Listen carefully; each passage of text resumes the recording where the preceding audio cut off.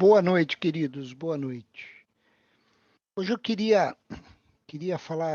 ler 2 versículos só, falar pouco e deixar a gente discutir depois, que eu acho que a riqueza dessas células é nós podermos discutir depois, conversar sobre a palavra e trazer os nossos pensamentos. 1 Coríntios 10, no livro de 1 Coríntios, no capítulo 10, Paulo diz o seguinte no versículo 12, ele diz assim: por isso, aquele que pensa estar em pé, veja que não caia. E no versículo 13 ele diz assim: não sobreveio a vocês nenhuma tentação que não fosse humana, mas Deus é fiel e não permitirá que vocês sejam tentados além do que podem suportar. Pelo contrário, juntamente com a tentação, proverá livramento, para que vocês a possam suportar. Queridos, quando eu leio isso, eu percebo que existe uma grande responsabilidade nossa, porque Deus, e Paulo é muito claro aqui, ele começa o versículo 12 dizendo: se você está em pé, se você está na presença de Deus, se você tem visto sua vida ser dirigida pelo Senhor, cuidado, cuidado, porque para cima você não vai conseguir subir, a menos que seja arrebatado, mas cair você pode. Então ele dá um alerta muito claro, ele diz assim: cuidado para que você não caia. E ele dá um outro, no versículo 13, ele diz assim: porém, Deus tem tanto amor e misericórdia pela nossa vida, que se você estiver num momento de tentação, em que alguma coisa está te tentando a cometer um pecado, a sair da presença do Senhor, a fazer alguma coisa errada, a agir de forma não ética, e aí tentação não é só pecado, queridos. Tentação é qualquer coisa que te tire da presença do Senhor. Então, por exemplo, você trabalha numa área de compras de uma empresa, é cristão, mas o cara vira e fala: o que, que tem aceitar 5% de comissão para você? Eu estou te dando um cashback por tudo que você já me ajudou. Isso é uma questão ética, isso é corrupção. Muitas vezes a gente tem medo de chamar as coisas pelo que elas são, porque a gente fala assim: não, mas eu? Não, temos que tomar cuidado. E cristão o tempo todo é tentado com esse tipo de coisas. Eu não estou falando daquele pecado escandaloso, daquele pecado que é visto por todos os cantos, porque a gente tropeça nas coisas pequenas. E Paulo diz: olha, quando vem uma tentação dessa sobre as nossas vidas, nós temos um Deus que é fiel e é justo sobre nós. E a palavra diz que ele não permitirá que nós sejamos tentados além do que podemos suportar. Ele diz, pelo contrário, juntamente com a tentação, proverá livramento para que vocês possam suportar. Mas eu volto no versículo 12. Deus não vai te tirar da situação se você não quiser sair dela. Porque Paulo diz assim, ó, se você está de pé, veja que não caia. Quem é que veja que não caia? Nós. Não é Deus. Então, se nós estamos passando por uma tentação que pode nos desviar de alguma coisa, pode nos levar a um pecado, Paulo está dizendo: olha, Deus vai dar a saída. Fique atento, fique esperto, porque nós podemos não querer ver a saída. Às vezes você está pronto a fazer uma coisa errada e você recebe uma ligação, você recebe alguma coisa, você recebe alguém falando alguma palavra. Depende de nós aceitarmos aquilo como uma orientação de Deus e fugirmos daquela tentação. Querido, quando a palavra diz que Deus não permitirá que sejamos tentados, não é que Deus vai falar no teu ouvido: filho, filha, cuidado, aí você está entrando num caminho sem volta, você está entrando num buraco.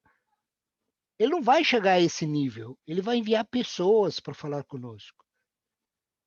Ele vai enviar muitas vezes pessoas que não são da palavra. Por isso que nós temos que estar atento o tempo todo. Nós temos que estar atento a ouvir o que falam para nós. Porque pode ser Deus querendo nos dizer: olha, você está indo por um caminho, que o final dele é complicado. Saia desse caminho. E nós precisamos estar com os ouvidos abertos. Deus, o tempo todo, pela sua graça, pela sua misericórdia, pelo seu tremendo amor conosco, ele fica nos alertando, ele fica nos cutucando, ele fica nos mostrando como escapar dos nossos próprios pensamentos. Agora, só nós podemos fazer isso. Ninguém pode fazer isso por nós. Por isso que quando vocês percebem lá na queda do homem, ninguém assumiu a culpa. O que você vê ali na queda do homem é uma série de desculpas de um para o outro. Ô Adão, por que você comeu? Ah, porque a mulher que tu me deste me deu para comer. Ô Eva, por que você comeu? Ah, porque a serpente que o Senhor criou me fez comer. Não, queridos. Eva comeu porque já queria comer há muito tempo. Ela queria comer, ela só estava esperando um empurrãozinho para comer. O que a serpente fez foi um empurrãozinho.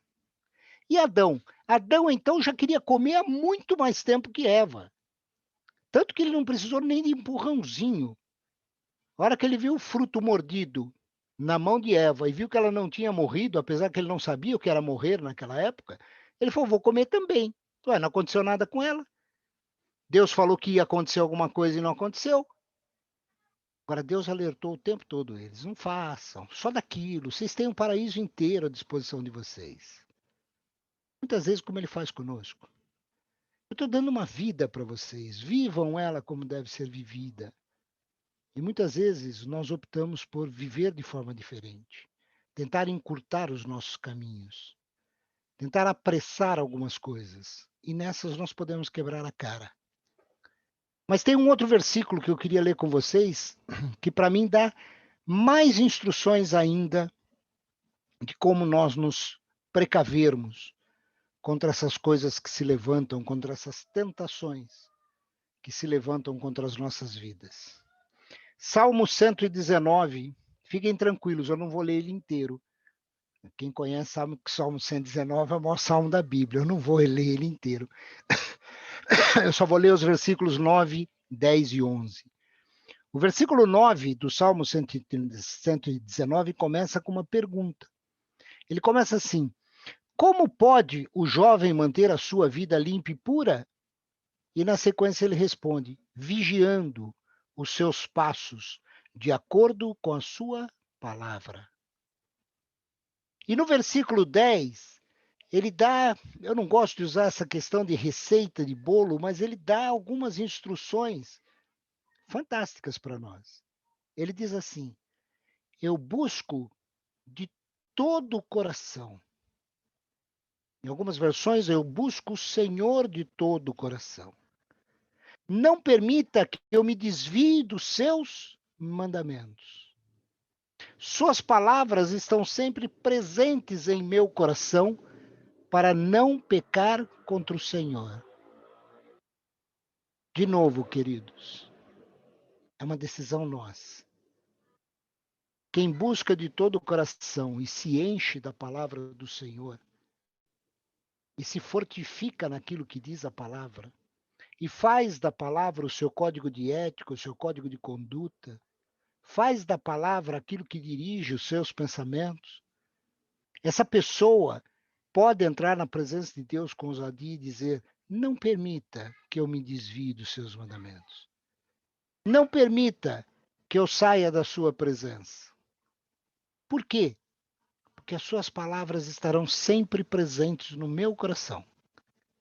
Para quê? Para que eu não peque contra o Senhor. Queridos, quer evitar o pecado? Conheça a palavra. Porque quando nós conhecemos a palavra, nós conhecemos o Deus da palavra. Nós conhecemos os seus princípios, seus valores.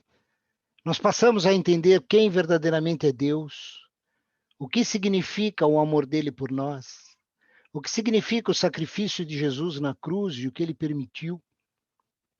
Então, se nós queremos fazer que nem o salmista, nós devemos buscar de todo o coração ao Senhor. Que isso vai nos permitir que a gente não se desvie dos seus mandamentos. E aí aquilo que Paulo escreveu vai ser relativamente fácil para nós. Por que fácil? Porque se nós estivermos, porventura, sendo tentados, e nós seremos, o fato de sermos cristãos não impede que o tentador venha sobre nós. Nisso não é uma cobertura para que o inimigo não nos tente, pelo contrário. Só que quando ele nos tentar, nós conheceremos a palavra. E conhecendo a palavra, nós fugiremos da tentação, porque o Senhor dará escape. Mas depende de nós conhecermos a palavra e querermos agir segundo os princípios e valores que essa palavra nos ensina. Amém, queridos? Falei que ia ser curto, rápido. É isso que eu queria deixar para a nossa reflexão nessa noite. Amém?